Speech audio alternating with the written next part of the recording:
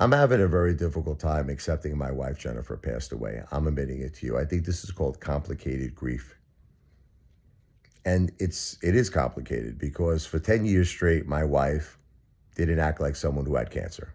She was very strong, the most powerful woman I think I've ever met in the history of my life, the greatest mother, the greatest wife. And she didn't display, in my opinion, that she was someone that had cancer or sick. She didn't. Not to the extent, not to the extent that she was going to pass away.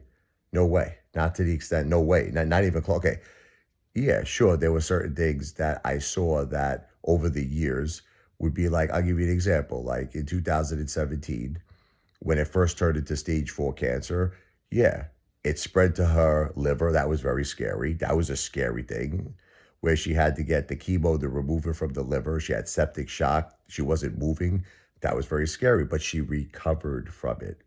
Then in 2020, when the cancer traveled to her brain, that was very scary.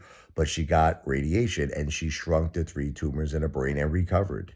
Then in 2024, when she had to get brain surgery to only remove, I don't know why they only removed 1 tumor, still to this day, I don't understand that, but we'll leave that for another time. She had 3 tumors, but she recovered from that. Remember the next day she was at Outback Steakhouse? The girl was a warrior. So, with the exception of those like major scary times, she was good.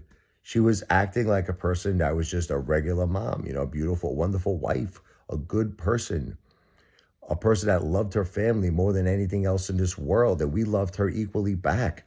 But it just started getting crazy in 2025. Everything got nuts. She was at her daughter's birthday party, singing to her daughter. A few days later, she got that aspiration pneumonia. And the next thing I know, it's like everything got crazy. The poor girl got hit so hard. She couldn't swallow food. She couldn't swallow liquid without aspirating. It was like she couldn't stand up. She was having trouble. Like she was standing up, she was having trouble staying up. She was falling.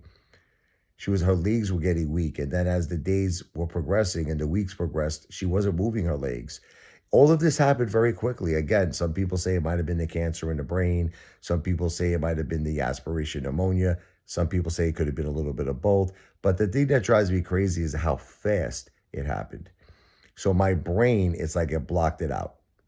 It blocked out all this negative stuff that happened to her because I just couldn't accept how quickly it happened. I just couldn't accept it. And my brain keeps going back to when she was okay, before she had the aspiration pneumonia, before she went into the hospital. My brain keeps going back to that. Like I keep seeing her. I know you think I'm a nut, but I keep seeing her in like Halloween in October where she was great. We had the most beautiful Halloween. The kids dressed up. We were walking around, She was doing great. In September, she was doing great. In the summer, we were in Long Beach Island. We eating at Jersey Girl. We taking the kids to Fantasy Island on the rides. We were a beautiful, happy family. And it just freaks me out that within a few months, 6 months, like I'm talking from the summer, or 6 or 8 months, whatever the case may be, still, it's a relatively short period of time for a person to pass away. I mean, I can't believe it. I can't believe it. I can't. I can't accept it. Man, she was so important to me.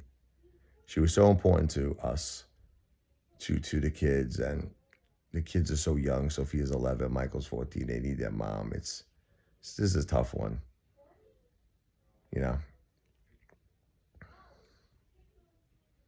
This is a tough one. My mom, I have a little bit of peace. Look, I'm very hurt that my mom passed away, but I keep saying to myself, she was 75. She saw me grow up. She saw her grandkids grow up.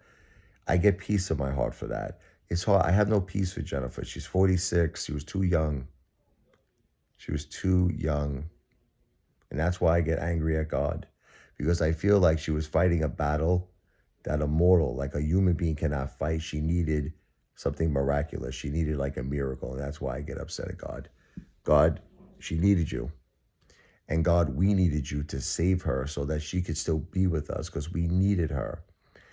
God, you expect me to live my whole life like this. He does. He just expects me to live the rest of my life. No wife. You take away my mom 2 weeks later, take away all my household income because I was my wife's caretaker. I was, my mother helped us with her income. Yeah, God only gives you what you can handle, right? Not in my case. took away too much. And it's like I don't even have a support system. It's not like I have people coming here checking up on me. Rich, how you doing? Can I help you? Do you need any help? No one cares. So that everyone's living their own lives. You know what I mean? It's like everybody's got their own gotses. It's like so. It's like that's another reason. Jennifer, like you understand, Jennifer and my mom. It was all about. We were the family. We were like the circle of trust here. We were the circle of support. You know what I mean? Like meet the parents, whatever, Robert De Niro, circle of trust. We were everything to each other. It was like we loved each other. We were each other's support system. We were each other's support system. It's like now that my mom and Jennifer are gone, I feel like I have no support system. Those two beautiful women are the ones who loved me. I was their priority. Our children were their priority. It's just too hard. This is going to be a tough one to deal with, man. This is tough. This is going to be tough.